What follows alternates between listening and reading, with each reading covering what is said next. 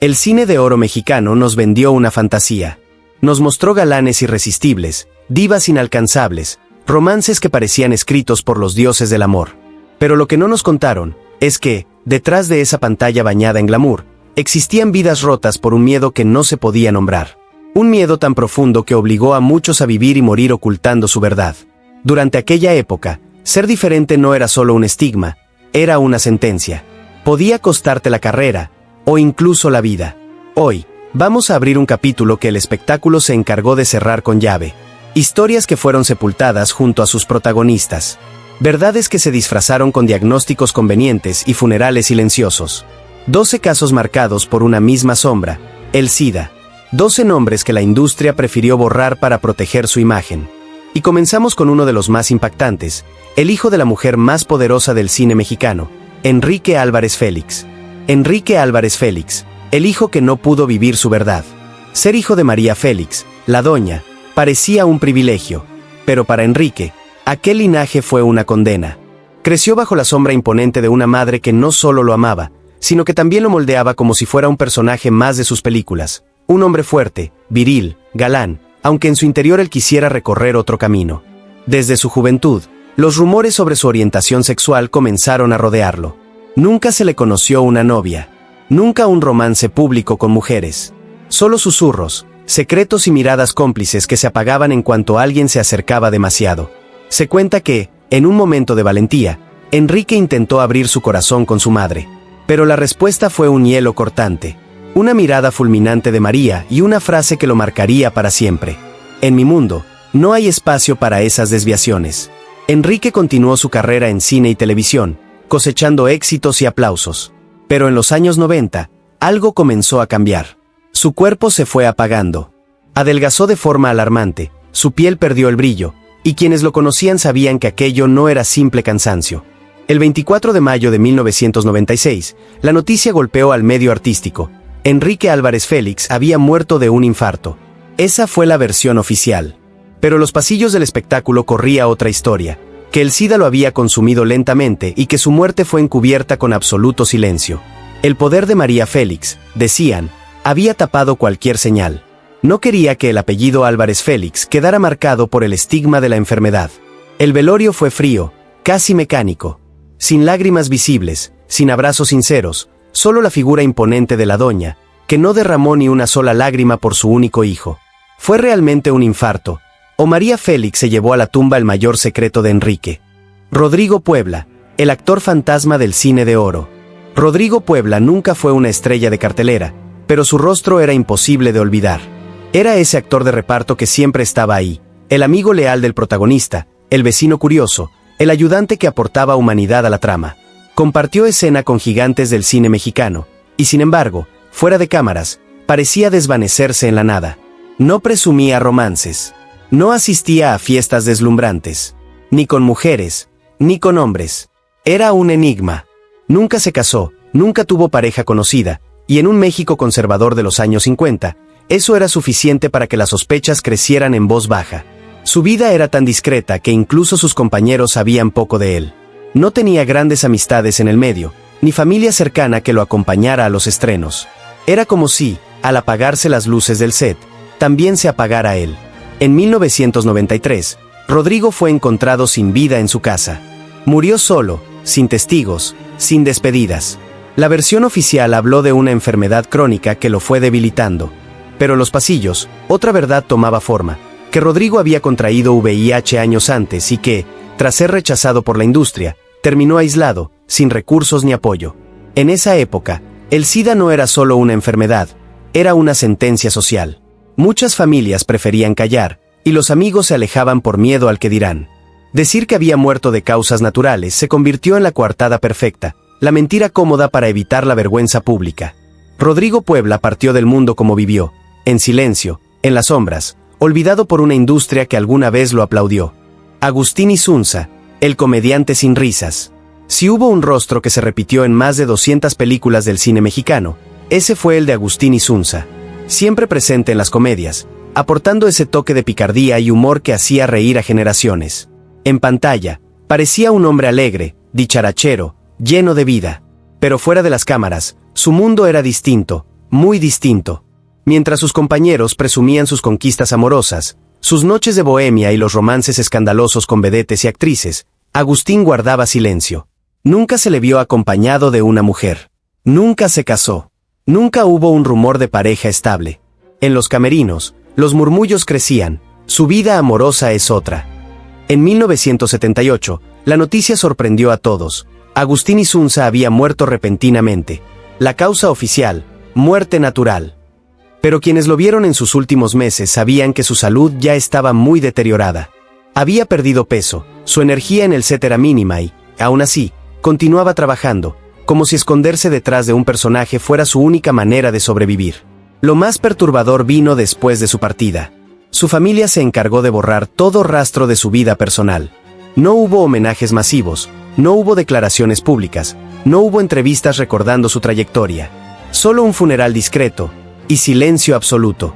Con el paso de los años, cuando el SIDA comenzó a dejar una cicatriz profunda en el espectáculo mexicano, el nombre de Agustín volvió a circular en voz baja. Algunos aseguraban que él también había sido víctima de la enfermedad y que su entorno lo ocultó para evitar el escándalo. Así, el comediante que hizo reír a millones se fue sin aplausos, sin despedidas, y con una verdad que quizá nunca sabremos. Jorge Mistral, el galán que eligió el silencio eterno. Jorge Mistral no solo tenía un rostro perfecto, tenía esa mirada que parecía atravesarte, que podía enamorar con un solo gesto. En la pantalla era el galán imposible, el hombre que todas querían y que todos admiraban. Pero detrás de esa imagen impecable, había un hombre que vivía en un permanente estado de reserva, como si siempre estuviera cuidando un secreto demasiado frágil para ser expuesto. Las mujeres lo adoraban, pero él siempre mantenía una distancia fría. Su carrera era intachable, llena de éxitos, hasta que algo comenzó a cambiar. A inicios de los años 70, su salud empezó a deteriorarse de forma alarmante. Bajó de peso, su rostro perdió firmeza, y esa figura fuerte y varonil se transformó en la de un hombre cansado, enfermo, como si estuviera siendo consumido desde adentro. Se alejó de los reflectores, canceló proyectos y comenzó a vivir casi en aislamiento. El 28 de abril de 1972, el mundo del espectáculo recibió una noticia que lo dejó helado. Jorge Mistral se había disparado en el pecho. Se dijo que sufría una enfermedad terminal y que no pudo soportar el dolor. Pero nunca se reveló cuál era esa enfermedad.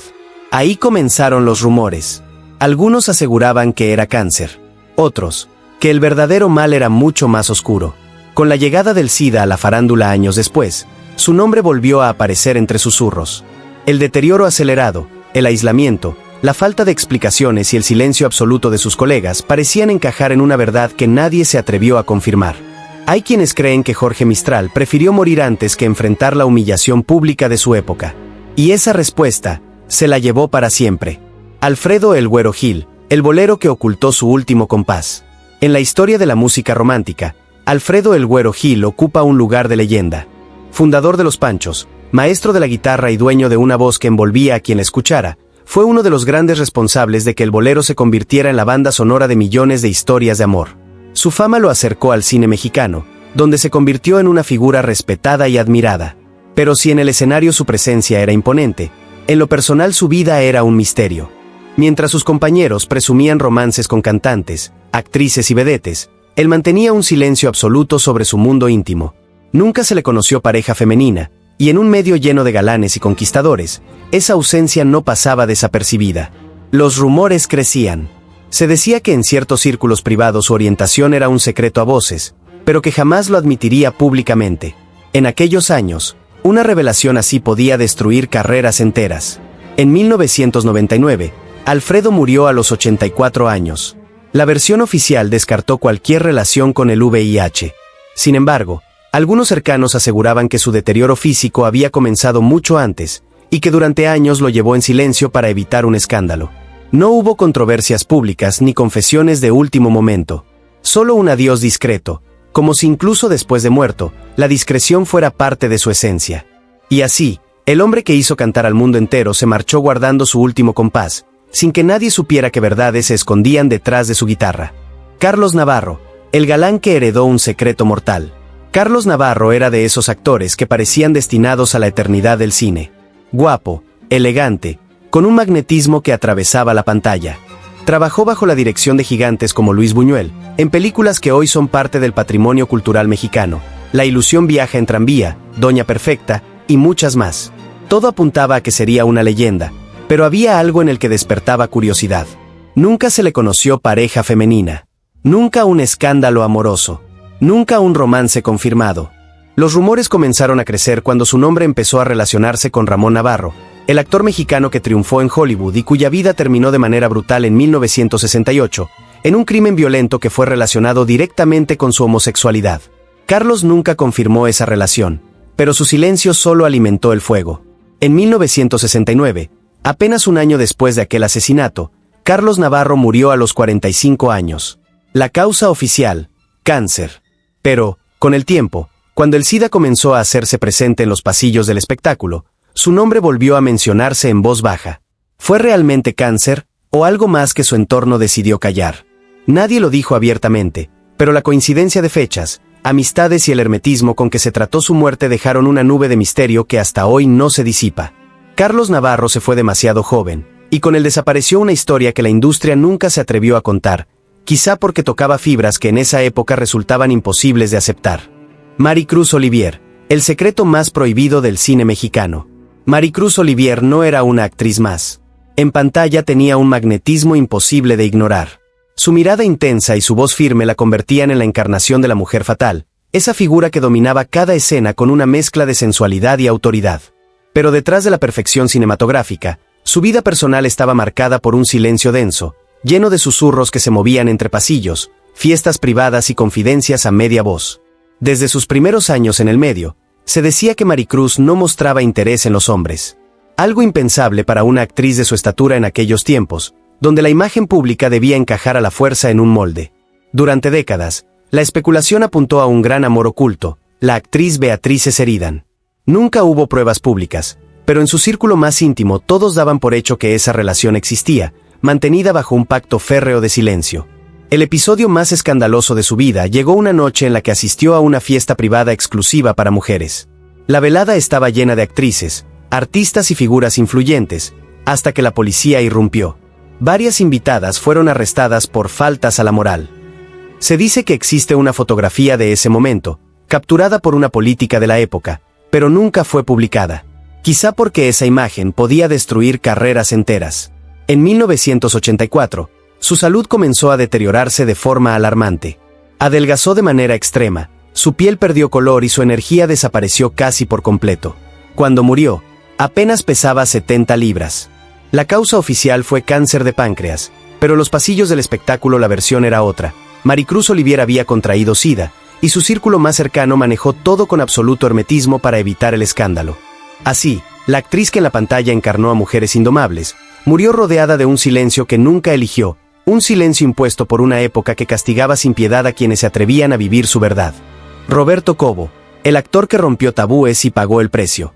Roberto Cobo no fue un actor común. Su carrera comenzó con fuerza gracias a su interpretación de El Calambres en Los Olvidados 1950, una obra maestra de Luis Buñuel que lo colocó en la historia del cine mexicano. Pero sería casi 3 décadas después, en 1978, cuando asumiría el papel que marcaría para siempre su trayectoria. Manuela, un travesti en El lugar sin límites. Aquel personaje no solo rompió tabúes en el cine nacional, también desató una tormenta de críticas, prejuicios y miradas incómodas. En una industria profundamente conservadora, encarnar a un personaje así era casi un acto de suicidio profesional. Fuera de cámaras, Cobo nunca habló abiertamente sobre su orientación sexual, pero en su círculo íntimo era un secreto a voces que prefería mantener en discreción. Sabía que un paso en falso podía costarle no solo su carrera, sino también su dignidad en una sociedad que no estaba lista para aceptarlo. En 1985, la tragedia golpeó con fuerza. El terremoto de Ciudad de México derrumbó el edificio donde vivía.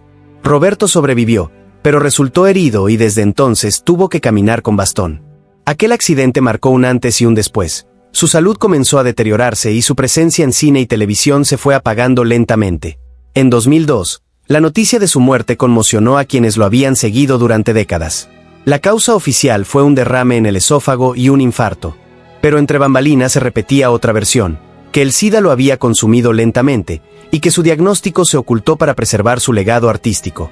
Cobo murió como vivió, desafiando las reglas, interpretando personajes que incomodaban, y pagando un precio alto por atreverse a mostrar en pantalla lo que muchos preferían negar. Un actor que no solo hizo historia, sino que encarnó, dentro y fuera del set, la lucha contra una sociedad que castigaba lo diferente. Miguel Alcántara, el galán que murió en el más cruel de los olvidos. Miguel Alcántara lo tenía todo para ser el protagonista soñado. Rostro perfecto, sonrisa encantadora, carisma que traspasaba la pantalla. Era de esos actores que no solo conquistaban a las audiencias, sino que parecían destinados a una carrera larga y brillante. En telenovelas y películas, su presencia llenaba la escena. Pero, lejos de los reflectores, su vida era un vacío. Nunca se le conocieron parejas, nunca se le vio en romances públicos, y en los pasillos del espectáculo, las conversaciones en voz baja apuntaban a que su verdadero amor no era el que el público imaginaba. Se decía que mantenía relaciones discretas con hombres, siempre bajo la sombra del miedo. El temor a ser descubierto y perderlo todo lo empujó a una vida de aislamiento emocional. Con el paso del tiempo, su rostro comenzó a perder brillo, su cuerpo se debilitó y sus apariciones se hicieron cada vez más esporádicas, hasta que un día, simplemente desapareció de la escena pública. Lo más escalofriante no fue su muerte, fue cómo se descubrió. Pasaron 5 días antes de que alguien notara su ausencia. 5 días en los que su cuerpo sin vida permaneció solo, en completo abandono. Nadie llamó, nadie preguntó por él. Fueron los vecinos, alertados por el olor, quienes finalmente avisaron a las autoridades. La versión oficial indicó que había muerto por leucemia. Pero lo que encontraron en su casa contaba otra historia: frascos de medicamentos para el tratamiento del VIH. Todo apuntaba a que había sido víctima del SIDA, viviendo sus últimos años en un silencio impuesto por el miedo y el estigma. Murió como nunca debió morir nadie, sin familia, sin amigos, sin un adiós. Y quizá lo más triste, sin que nadie lo buscara hasta que ya era demasiado tarde. Carlos Ancira, el actor que murió con su verdad bajo llave. Carlos Ancira no era un actor cualquiera. En el teatro, su intensidad dramática era tan potente que parecía capaz de desgarrar el alma del público. Cada frase, cada pausa, cada mirada, todo en él estaba calculado para dejar huella. Su talento era indiscutible, y sin embargo, fuera del escenario, su vida estaba rodeada por un silencio casi absoluto. Nunca se le conocieron romances. No había escándalos, ni rumores de pasiones con actrices o cantantes, nada, solo un vacío que se volvía más extraño conforme pasaban los años. Y en una industria donde el chisme es moneda corriente, esa ausencia de historias empezaba a levantar sospechas. En 1987, la noticia golpeó: Carlos Ancira había muerto repentinamente. La causa oficial: complicaciones de salud. Una frase tan vaga que, más que cerrar la historia, abrió un sinfín de preguntas. En los círculos más íntimos del arte mexicano, la versión que se repetía era otra: que Ancira también había sido víctima del SIDA, y que su círculo más cercano se encargó de borrar cualquier rastro de ello. No por maldad, sino para proteger su nombre en una época en la que el VIH era una sentencia no solo médica, sino social.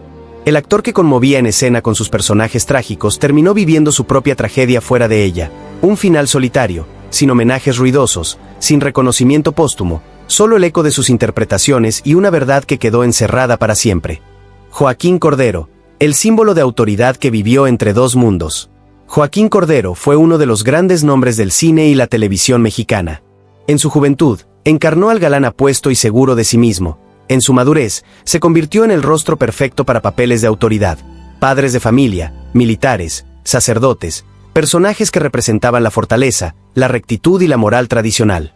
A los ojos del público, Cordero era el retrato vivo de la masculinidad mexicana. Pero detrás del telón, su vida personal estaba marcada por rumores persistentes. Aunque estuvo casado y tuvo hijos, las versiones sobre una posible doble vida nunca se apagaron. Se decía que, lejos de los reflectores, mantenía relaciones con hombres, y que esta parte de su vida se mantenía cuidadosamente oculta para no poner en riesgo su carrera y su imagen pública. Con el paso de los años, su salud comenzó a deteriorarse lentamente. Problemas respiratorios y neurológicos lo llevaron a una etapa final marcada por la fragilidad. En 2013, falleció oficialmente por complicaciones relacionadas con la edad. Pero entre quienes lo conocían, se hablaba de algo más. Algunos aseguraban que una enfermedad debilitó su sistema inmune mucho antes de su muerte, y que todo se manejó con un hermetismo absoluto para evitar cualquier vínculo con el estigma que aún rodeaba al VIH. Joaquín Cordero se fue como había vivido, cuidando su imagen hasta el último instante, dejando tras de sí una carrera impecable, y una pregunta sin respuesta sobre la vida que llevó lejos de las cámaras. Ramón Gay, el galán asesinado cuya verdad pudo ser otra. Ramón Gay fue uno de los galanes más enigmáticos del cine mexicano, especialmente en las películas de terror y ciencia ficción de los años 50. Alto, elegante, con una mirada profunda y un porte que parecía sacado de otro mundo, se ganó un lugar especial en la memoria del público. Pero, a diferencia de otros galanes de su época, su vida amorosa era un rompecabezas. No era mujeriego, no protagonizaba romances públicos y, en los camerinos, los susurros sobre su intimidad eran constantes. Su círculo más cercano parecía estar blindado por secretos. Todo cambió en 1960. Ramón Gay fue asesinado en plena calle por el actor Salvador Lozano, en lo que la versión oficial describió como un crimen pasional relacionado con la actriz Evangelina Elizondo. El caso se cerró rápido, demasiado rápido, como si hubiera prisa por enterrar el escándalo. Con el tiempo, esa historia oficial comenzó a resquebrajarse. Algunos aseguraban que la disputa no había sido por una mujer, sino por un hombre. Y que, de haberse hecho pública esa versión, el impacto en la imagen del cine mexicano habría sido devastador. Lo más inquietante vino después. Cuando el SIDA comenzó a cobrar víctimas en la industria, el nombre de Ramón Gay volvió a aparecer en conversaciones privadas. Había quienes afirmaban que, antes de su muerte, ya mostraba signos de deterioro físico, como si estuviera enfermo. Entonces surgió la pregunta incómoda. ¿Fue realmente asesinado por celos, o su muerte tuvo que ver con lo que representaba y lo que ocultaba? Lo cierto es que Ramón Gay murió joven, en circunstancias que nunca terminaron de aclararse, y su nombre quedó envuelto en un velo de misterio que, más de 6 décadas después, sigue sin levantarse. El cine de oro nos regaló leyendas, glamour y sueños que aún hoy siguen brillando en la memoria colectiva. Pero detrás de esa luz perfecta, existía una sombra densa, un silencio pactado que cubría vidas enteras. Muchos de estos artistas fueron aplaudidos de pie, idolatrados por millones y convertidos en símbolos eternos.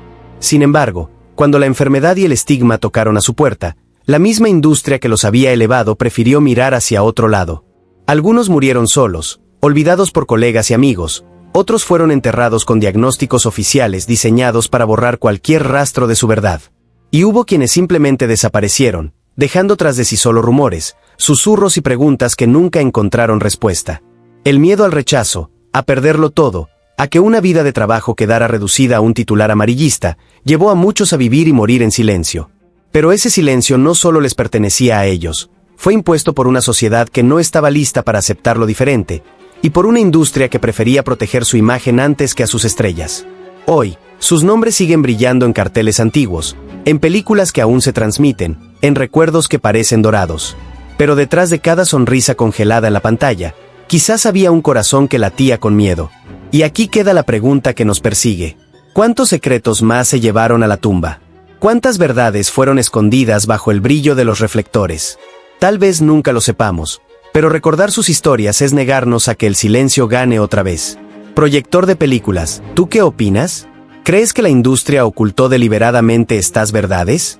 Déjamelo en los comentarios y, si quieres conocer más historias como esta, suscríbete a Archivos TRA, activa la campanita y acompáñanos en este viaje por el lado oculto del cine de oro.